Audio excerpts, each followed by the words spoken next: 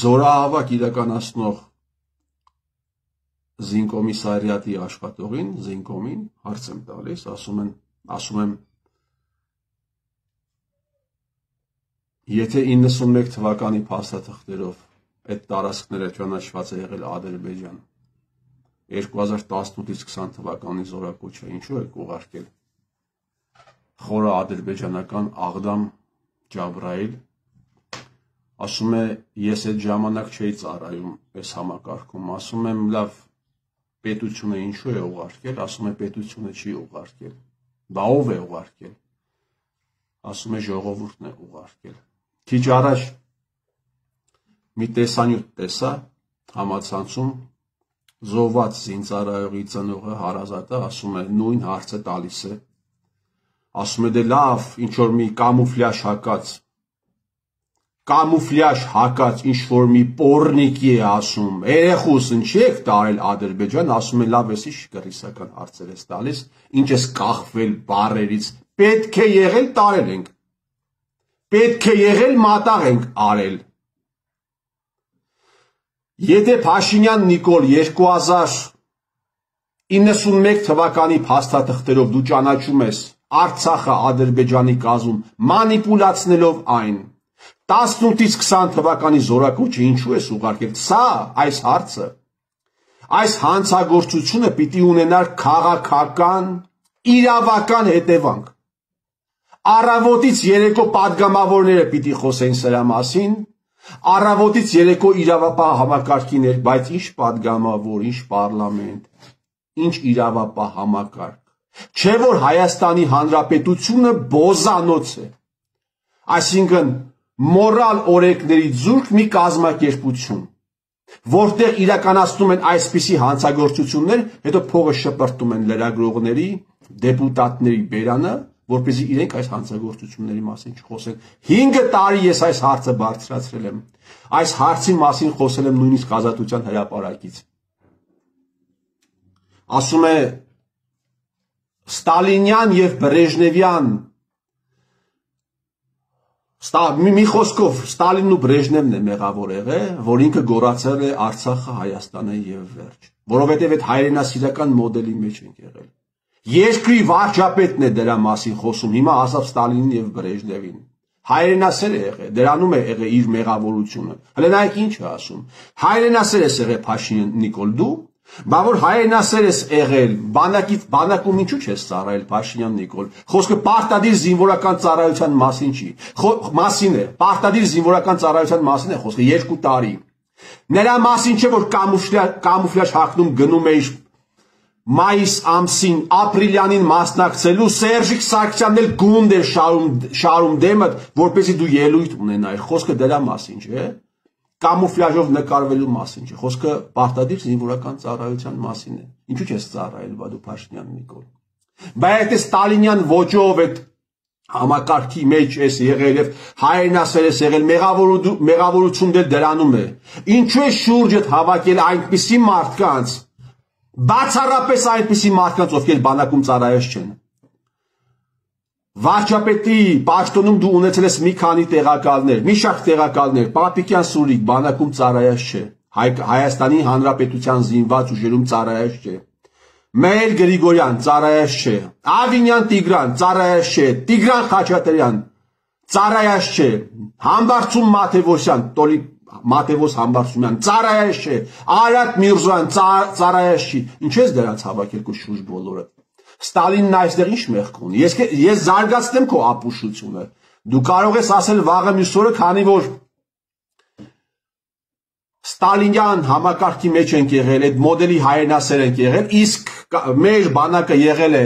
Կարմիր բանակի ժառանգորդը, Կարմիր բանակի ենթաճյուղերից մեկը, այսպես ասած, հա։ Կարմիր բանակն է ստեղծել էր Տրոցկին, հիմնադիրը Տրոցկին է եղել։ Այդ համոզմունքից ելնելով մենք բանակում չենք ծառայել։ Դու սրան էլ կհասնես Փաշինյան Նիկոլ։ Դու սրան էլ կհասնես,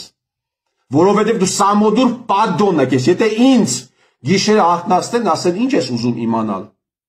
Ինչ ես ցանկացած բան ինչ ես ուզում իմանալ, ես հարցնելու եմ։ Ես չեմ հարցնելու Շուշին մերն է լինելու, հետո տարիներ անց մերը չի լինելու, Հարավային Կովկասում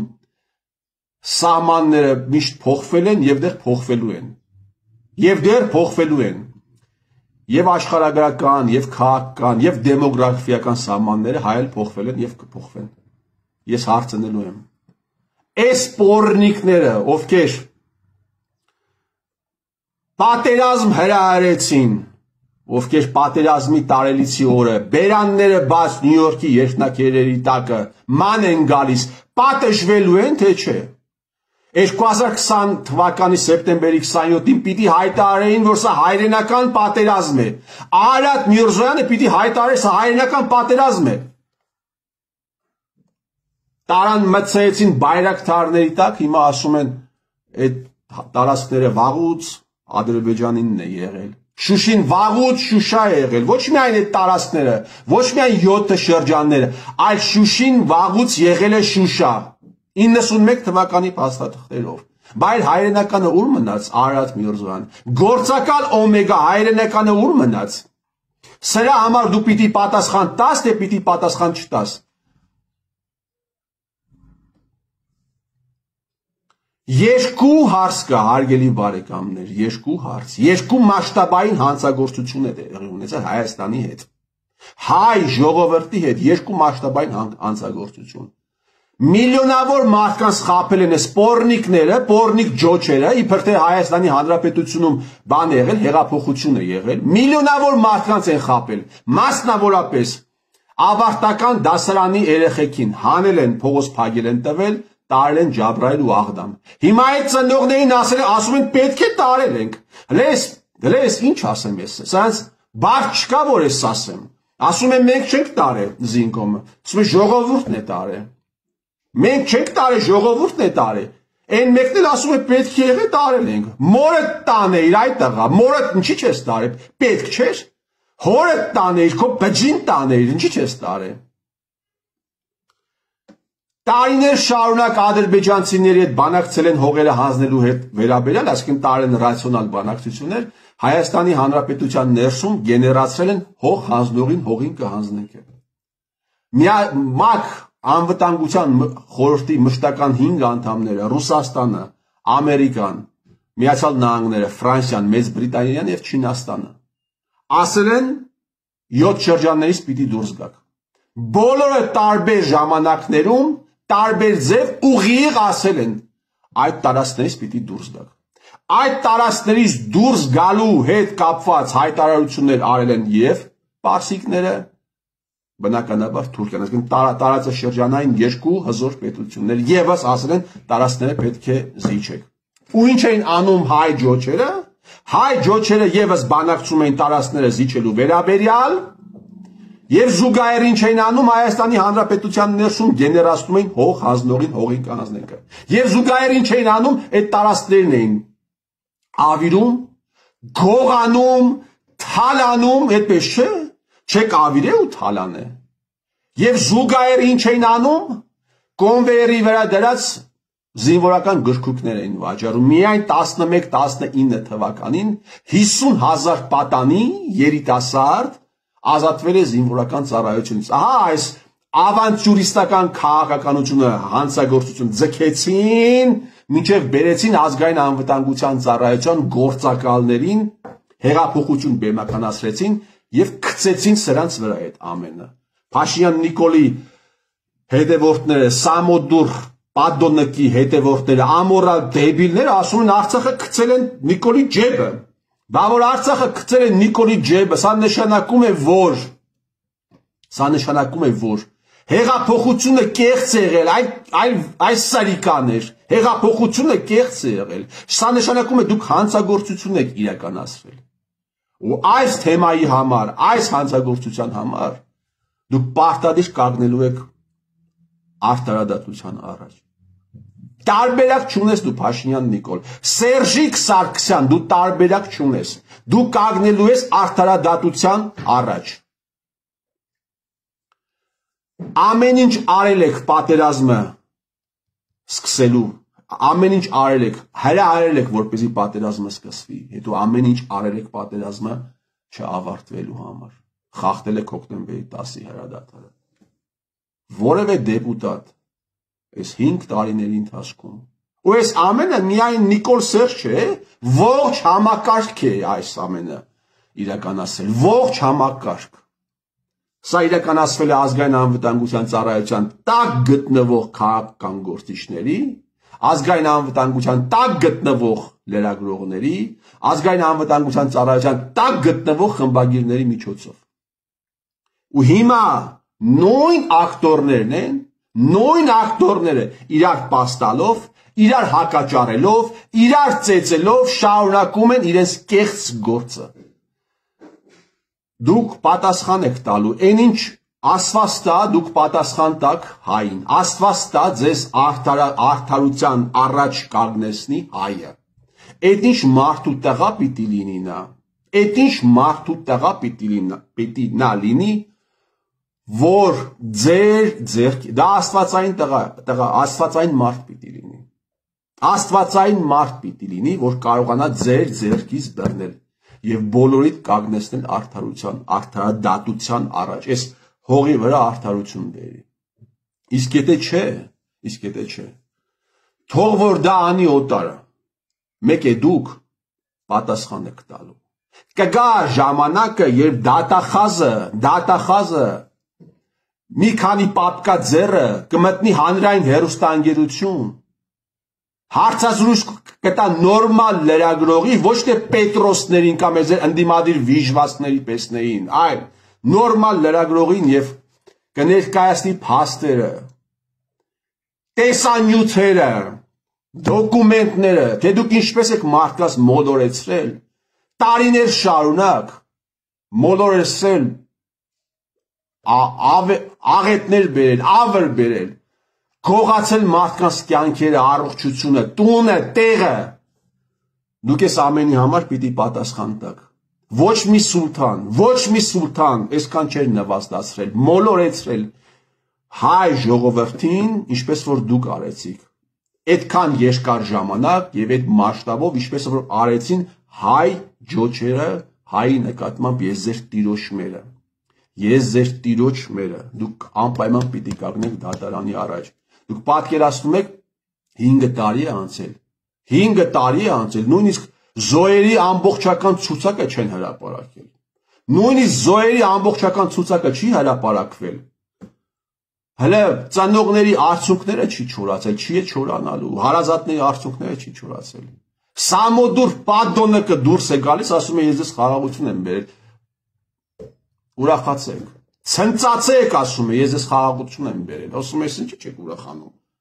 Ես եմ բերել այդ խաղաղությունը, այդ տղա մարդկանց մայրերի արտասուքները դեռ չի չորացել, ինչ խաղաղության մասին է խոսքը, Փաշինյան Նիկոլ։ Ինչ խաղաղության մասին է խոսքը։